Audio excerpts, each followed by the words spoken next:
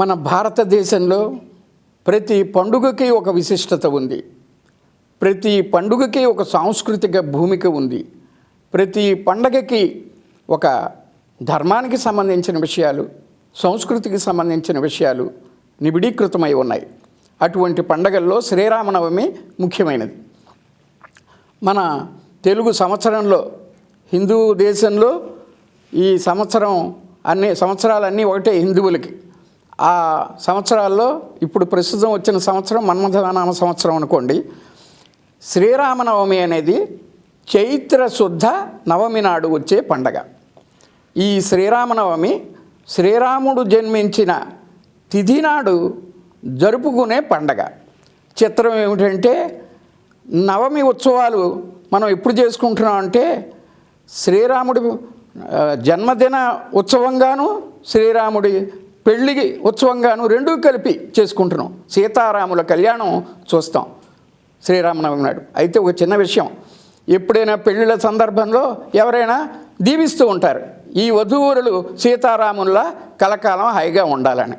అప్పుడు ప్రశ్న వస్తుంది, సీతారాముల్లాగా వీళ్ళిద్దరినీ దీవించారు కదా, కానీ శ్రీరాముడితో పాటు సీత 14 ఏళ్ళ అరణ్యవాసం చేసింది, లంకలో చాలా నాళ్ళుంది, ఇలా ఉన్న సందర్భంలో సీతారాముల్లా ఉండాలని అంటారేమిటి అని ఆ శుభాకాంక్షాపూర్వకమైన ఆశీస్సునే మనం తప్పుబట్టే అవకాశం ఉంది. కానీ దాంట్లో తప్పు లేదు. ఎందుకంటే వాళ్ళలా కష్టాలు పడమని కాదు, ఎక్కడ ఉన్నా నా భర్త ఈయనే అనే స్వభావం భార్యకి, ఎక్కడ ఉన్నా నా భార్య ఆమె అనే స్వభావం ఒక భర్త ఒక భార్య అనే భారతదేశ కుటుంబ సంస్కృతికి చిహ్నం సీతారాములు. అంచేత వాళ్ళు ఎక్కడ అడవుల్లో ఉన్నా, రావణాసుడి దగ్గర ఉన్నా ఆమె హృదయం సీత దగ్గరే ఉంది. అరణ్యంలో ఉన్న రాముడి హృదయం సీత దగ్గర ఉంది, సీత హృదయం రాముడి దగ్గర ఉంది. ఈ అన్యోన్యం ఉండడమే అందరికీ ఉండాలని చెప్పే వాళ్ళని వధూవరులను ఆశీర్వదిస్తూ ఉంటారు. అది అలా ఉంటే శ్రీరామనవమి చైత్ర శుద్ధ నవమి నాడు చేసుకునే పండగ. అయితే ఈ పండగ పాడ్యమి నుంచి నవమి దాకా చేసుకోవడం ఉంది. నవరాత్రులు ఎప్పటి నుంచి అంటే పాడ్యమి నుండి ప్రారంభించి నవమి నాడు దాకా, నవమి అంటే 9వ రోజు అన్నమాట, ఆ 9వ రోజుని దాకా చేసుకోవడం ఉంది. అయితే కొందరు మాత్రం ఏం చేస్తున్నారంటే, అన్ని చోట్ల లేదు కానీ శ్రీరామనవమి నాడు ఉపవాసాలు కూడా ఉండడం ఉంది. అదే కాదు, శ్రీరామనవమి నాడు సీతారామ కళ్యాణం కలిగిన వాల్మీకి రామాయణాన్ని, మూల రామాయణాన్ని పండితులు చదివించుకోవడం, లేకపోతే వారు చదివించుకోవడం కూడా ఉంటుందన్నమాట. ఎందుకంటే శ్రీరామ జననం, శ్రీరాముడు పెరగడం, శ్రీరాముడు రాక్షసుని సంహరించడం, చివరికి రావణాసురుడిని చంపడం, తర్వాత మళ్ళీ పట్టాభిషేకం అవ్వడం, ఇవన్నీ కూడా సీతారాముల కళ్యాణం మానవ కళ్యాణానికి సంబంధించిన ఇతివృత్తం కానీ మరొకటి కాదు.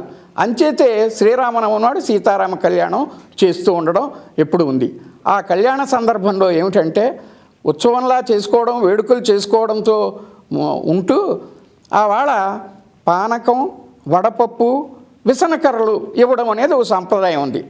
పానకం అంటే బెల్లం, దాంట్లో మిరియాలు వేస్తూ ఉంటారు కొందరు యాలకులు వేస్తూ ఉంటారు. మిరియాలు కానీ యాలకులు కానీ బెల్లంతో కలిపి నీళ్ళలో పానకం అవుతుంది.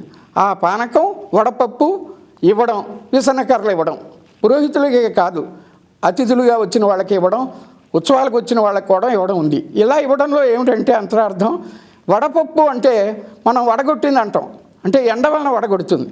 ఈ చైత్రమాసంలో ఎండాకాలం కొంత ప్రారంభం అన్నమాట. అంచేత వీళ్ళకి వేడి కలగకుండా ఉండడానికి ఎప్పుడైతే ఈ పెసరపప్పు నీళ్లతో ఉండి కొంచెం దాంట్లో కారం వేసి వడపప్పుగా అయిందో, వడపప్పు తింటే మనకి చల్లదనం వస్తుందన్నమాట. పానకం తాగితే కూడా చల్లదనం ఏర్పడుతుంది. కూల్ డ్రింక్స్ అవి లేవు కదా పూర్వకాలంలో, ఏ సీసాలో ఎవరు ఎలా కలుపుతున్నారో తెలియక మనం కూల్ డ్రింక్స్ తాగడం ఉంది, బాగా కలిపి వాళ్ళు కూడా ఉన్నారనుకోండి.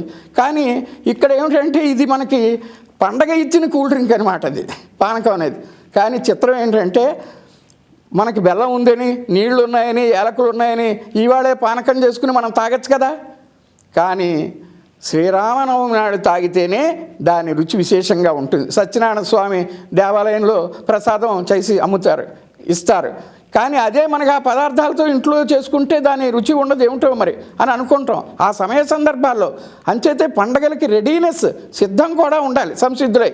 ఎప్పుడూ ఏవో స్వీట్లు అట్లు కొనేసుకుంటూ, ఎప్పుడూ కొత్త బట్టలు కొనేసుకుంటూ, లేకపోతే ఎప్పుడూ ఏవో అనుభవిస్తూ ఉంటే పండగలకి సంసిద్ధత తగ్గుతుంది. పూర్వం అలా ఉండేది కాదు. ఆ పండగ వస్తుంది, కొత్త బట్టలు కట్టుకుంటాం, అవన్నీ తింటాం, లేకపోతే ఇవన్నీ చూస్తాం, దైవ సంబంధమైన కార్యాల్లో పాల్గొంటాం అనే సంసిద్ధత ఉండేది. అది ఈనాడు పోతోంది. ముఖ్యంగా శ్రీరామనవమి, శ్రీరాముడు పుట్టినరోజు అని చెప్పుకున్నాం కదా. ఆయన ఎప్పుడు పుట్టాడంటే పునర్వసు నక్షత్రంలో. పునర్వసు నక్షత్రం ఒక విశిష్ట నక్షత్రం. 5 గ్రహాలు ఉచ్చస్థితిలో ఉన్న టైంలో కటక లగ్నంలో గురుడు చంద్రునితో కలిసి ఉండడం అనేది గొప్ప విషయం అన్నమాట. గురుడు చంద్రునితో కలిసి ఉన్న సమయంలో శ్రీరాముడు పుట్టాడు. ఇంకొక ఆశ్చర్యకరమైన విషయం ఏంటంటే శ్రీరాముడిని మనం చంద్రుడు అంటాం, కృష్ణచంద్రుడు అనం. ఎప్పుడు గుర్తుంచుకోండి, విష్ణుచంద్రుడు అనం, శ్రీరాముడినే చంద్రుడితో పోలుస్తాం. చిత్రం, శ్రీరామచంద్రుడు అంటంగానే అతను సూర్యవంశస్థుడు. సూర్యుడు కూడా తాను గర్విస్తూ ఉంటాడు రాముడి కథను చూసి అని రాశారు గ్రంథాల్లో. ఎంత గొప్ప విషయం చూడండి. అంచేత ఈ సూర్యవంశస్థుడైన శ్రీరాముణ్ణి చంద్రుడు అనడంతో ఏమిటంటే చంద్రుడు మనకి చల్లదనం ఇచ్చి, వెన్నెలు ఇచ్చి, చాలా దగ్గరైన గ్రహం కూడా. అంచేత శ్రీరామచంద్రుడు వలన మనకి చాలా మేలు జరుగుతూ ఉంటాయి. శ్రీరామనవమి సందర్భమైన శ్రీరాముడి కథలు, గాథలు అవన్నీ కూడా కావ్యాలలో, శతకాలలో అవన్నీ ఎలాగొచ్చాయో జానపదుల్లో, పాటల్లో కూడా అలా వచ్చాయి అనేక విధాలుగా. ఆంధ్ర ప్రాంతంలో కానీ, తెలంగాణ ప్రాంతంలో కానీ ఎక్కడైనా సరే ఎన్నో రామాయణ సంబంధ పాటలు ఉన్నాయి. దాంట్లో తెలంగాణలో ఒక పాటలో ఏమనుందంటే, ఈ శిశువుగా రాముడు ఉన్నప్పుడు అప్పటి పాట అన్నమాట ఇది.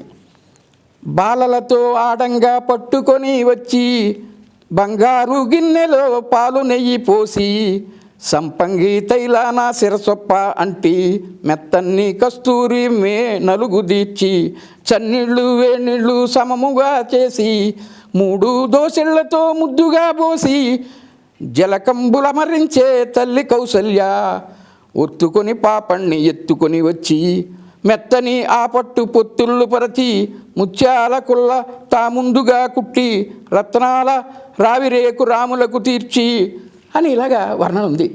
అంటే ఒక పిల్లవాడిని పెంచడం అనేది చాలా పెద్ద కళ. ఇప్పుడు కొంతమంది ఉద్యోగస్తులు ఏం చేస్తున్నారంటే భార్యలు ఎవరికో అప్పచెప్పి తప్పనిసరి పెడుతున్నారు. వాళ్ళకి తల్లి ప్రేమ ఎలా ఉంటుంది? ఉండదు. కుటుంబాన్ని చూసుకోవడం అనేది కూడా ఓ పెద్ద ఉద్యోగం లాంటిది అన్నమాట. మన వ్యవస్థలో కుటుంబ స్త్రీ కుటుంబాన్ని చూసుకోవడం, పిల్లల్ని పెంచుకోవడం, ప్రేమతో పెంచుకోవడం కూడా చాలా ముఖ్యం అన్నమాట. అంచేత ఈ శిశువుని కౌశల్య ఎలా పెంచుతోంది? చక్కగా స్నానమాడించి మళ్ళీ మెత్తని పొట్టు బట్టలు మధ్యలో అతన్ని ఇటు అటు పడుకోబెడుతూ బొట్టు పెట్టి ఇవి చేసి అన్నీ చేస్తోందని ఆ జానపద గేయంలో ఉంది. ఇంకో విషయం, అసలు శ్రీరామనవమి నాడు కళ్యాణం కదా ప్రధానం. కళ్యాణం పాటలు కూడా తెలంగాణలో, ఆంధ్రలో కూడా ఉన్నాయి. ఉదాహరణకి ఒకటి చూడండి, ఒక పాట రాముని కళ్యాణంకి రమ్మంటున్నారు. రండి రాముని కళ్యాణమునకు, రండి రాముని కళ్యాణమునకు, శ్యామాల రూపుడట కామాజనకుండాట, శ్యామాల రూపుడట కామాజనకుండాట, రండి రాముని కళ్యాణమునకు అని అంటూ పచ్చని పందిళ్లలోను. ఆ పెళ్ళి ఎక్కడ జరుగుతుంది? పచ్చని పందిళ్లలో. పచ్చని పందిళ్లలోను హెచ్చు వెలుగుల ముత్యాలతోను తోరణములు వేగమే కట్టగాను మంచి పగడం పూలత దిద్దింపగాను అందమైనట్టి చాందీలతోను స్వచ్ఛముగా వెలుగు లక్ష్మీ విలాసములతో రండి రాముని కళ్యాణమునకు, రండి రాముని కళ్యాణమునకు అంటూ ఈ పాటలో చిన్న విశేషం ఉంది.